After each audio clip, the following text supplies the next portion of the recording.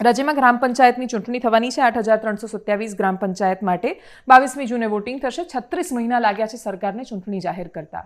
ગામડું એ ભારતનો આત્મા છે, તો એ આત્માને શાશ્વત રાખવાની જવાબદારી સરપંચની અને ગ્રામ વ્યવસ્થાના એ દરેક આગેવાનોની છે। એ આગેવાનો કેટલું શાશ્વત રાખી શક્યા અથવા કેટલું જીવંત રાખી શક્યા આત્માને અને પરંપરાને ટકાવી શક્યા, એ બહુ મોટો પ્રશ્ન એટલે છૂટી જાય છે કેમ કે નલ સે જલનું મેં જેટલું રિપોર્ટિંગ કર્યું ને જેટલા ગામડાઓમાં ગઈ, ગામની ઓફિસમાં વાસ્મોની કચેરીએ 100% નળથી જળવાળું ગામ એવા એવોર્ડ આપ્યા હોય, પંચાયતની કચેરીમાં એ લાગ્યા હોય, પણ ગામમાં નળથી જળ જવા દો, કનેક્શન નીચે ન આપ્યા હોય, પાઇપો એ ખાઈ ગયા હોય ને માટી પણ ખાઈ ગયા હોય।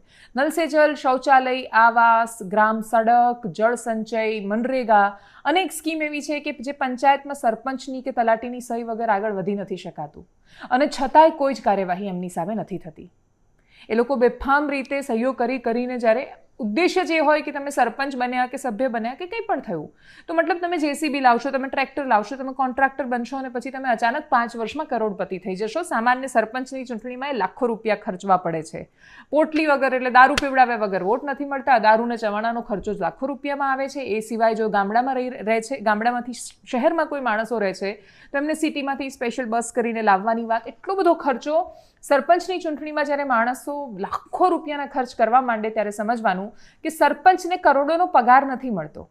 એક સરપંચ જે ચૂંટણી જીતવા માટે આટલા બધા રૂપિયા વાપરી રહ્યો છે, એ વ્યક્તિ સત્તામાં આવ્યા પછી શું કરવાનો છે?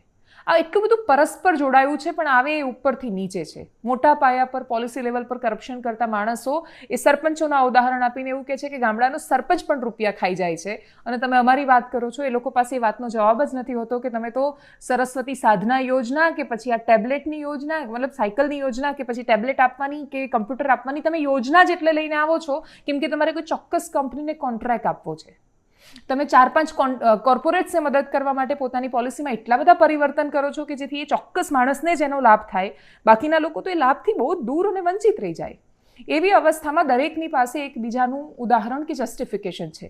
નાના માણસ કહે છે અમારો નાનો ભ્રષ્ટાચાર છે, મોટા માણસો કહે છે મોટો ભ્રષ્ટાચાર છે। જવાબ એ મળે છે કે જેનું જેવડું પેટ એટલો એ ભ્રષ્ટાચાર, પણ કોઈ દિવસ એ પાપી પેટ ભરાતું જ નથી। કોઈ દિવસ એ સમસ્યાનો અંત આવતો જ નથી અને આ અનંત ચાલતી પ્રક્રિયામાંથી જો આપણે આ દેશનું ગામડું નહીં બચાવી શકીએ તો આપણી પાસે કશું જ નથી બચવાનું। જે દેશમાં એનું ગામડું મૂલ્યવાળું નથી હોતું અને જ્યાં મૂલ્યો અને પરંપરાઓનું વહન નથી થતું, એ જળવાતા નથી, એ દેશ બહુ જ ખોખલો સાબિત થઈ જતો હોય છે। તો આપણે અમેરિકા બની જઈશું પણ આપણે ભારત જો નહીં રહીએ પોતાના મૂલ્યોની વાતમાં કે કોઈ પણ વાતમાં, તો આપણા તો લોહીમાં કરપ્શન ઘૂસી ગયું છે। એ આપણને બનવા જ નહીં દે, આપણને પ્રગતિના સોપાન સર નહીં કરવા દે। આટલી સામાન્ય વાત યાદ રાખીને જે 8,327 જેટલા સરપંચની ભરતી પડી છે, જો મને એવું લાગે છે ઘણા બધા દર્શકો પણ એવા હશે કે જે સરપંચ બનવા માંગતા હશે, તો સરપંચની ચૂંટણીમાં તમે ફોર્મ ભરો ત્યારે યાદ રાખજો કે સરપંચ બનવા શું કામ માંગો છો। આજે પણ રાજ્યમાં અનેક એવી આદર્શ ગ્રામ પંચાયતો છે જેણે એક ગ્રામ પંચાયત થકી અનેક જીવનમાં ખૂબ પરિવર્તનો લાવ્યા છે। એ પરિવર્તન લાવવાની ક્ષમતા ગામના એક સરપંચમાં હોય છે। સરપંચ ધારે એ કરી શકે છે, એ ખૂબ મોટું પદ છે। એની ગરિમા જળવાય એવા માણસો એ પદ પર આવે, એ પક્ષોના થપ્પામાં ન વહેંચાઈ જાય, એ ભેદભાવો ન કરે અને એમના કેન્દ્રમાં ખરેખર ગામનો વિકાસ હોય, એવી અપેક્ષા આપણે રાખી શકીએ। કોંગ્રેસે શું પ્રતિક્રિયા આપી? 3 વર્ષથી ચૂંટણી નહોતી થઈ તો સ્વાભાવિક છે કે ટોણો આવવાનો હતો સરકારના ભાગે અને જ્યારે જાહેર થઈ ચૂંટણી ત્યારે ઇલેક્શન કમિશને શું કહ્યું એ આંકડા પણ જાણીએ। સમગ્ર દેશને પંચાયતી રાજમાં મોડલ આપનાર ગુજરાત એ ગાંધી સરદારના ગુજરાતમાં લોકતાંત્રિક પ્રક્રિયાથી સતત 3 વર્ષ જેટલા સમય સુધી, એટલે કે અતિ લાંબો 36 મહિના જેટલા સમય સુધી વહીવટદાર શાસનના લીધે ગુજરાતના ગ્રામ્ય વિસ્તારના 4,000 ગ્રામ પંચાયતના નાગરિકોના હક અને અધિકાર ઉપર તરાપ મારનારી ભાજપાની ભ્રષ્ટ સરકારે વહીવટદાર શાસનમાં ભ્રષ્ટાચારને પ્રોત્સાહન આપ્યું। મનરેગા હોય કે નલ સે જલ સહિતની સરકારી યોજનાના ગ્રામ્ય વિસ્તારના લોકોને લાભમાં એને સીધો મળવો જોઈએ, એ લાભ આપવાને બદલે વહીવટદાર શાસનના માધ્યમથી અનેક વિસ્તારમાં ભ્રષ્ટાચારની ફરિયાદો આપણી નજર સામે છે અને મસ્ત મોટા કૌભાંડ પણ સામે પણ લાંબા સમયથી કોંગ્રેસ પક્ષની સતત માંગ રહી, નાગરિક સંગઠનોની માંગ રહી અને એના કારણે આજે ગુજરાતમાં પંચાયતોની ચૂંટણીની જાહેરાત કરવામાં આવી છે। કોંગ્રેસ પક્ષ આવકારે છે કે ગ્રામ્ય વિસ્તારના નાગરિકોને એમના ચૂંટાયેલા પ્રતિનિધિઓનું શાસન મળે, પંચાયતની અંદર સરપંચ સહિતની બોડી ગ્રામ્ય વિકાસમાં પોતાનું સાચી રીતે યોગદાન આપે એવું કોંગ્રેસ પક્ષ ઈચ્છે છે। આજે અમે જે જાહેરાત કરી રહ્યા છે 8,326 જેટલા કુલ ગ્રામ પંચાયતની સામાન્ય ચૂંટણી અને પેટા ચૂંટણી બંને ભેગા થઈને કરી રહ્યા છે.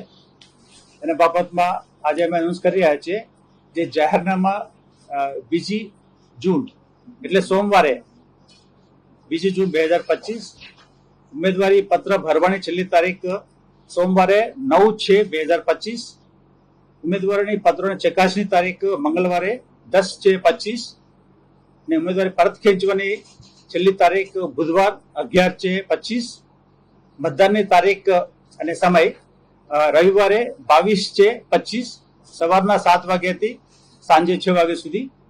પુનઃ મતદાન જરૂર હોય તો મંગળવારે એટલે 24/6/25 મતગણતરી તારીખ બુધવારે 25/6/25 અને ચૂંટણી પ્રક્રિયા પૂરું થશે 27/6/25.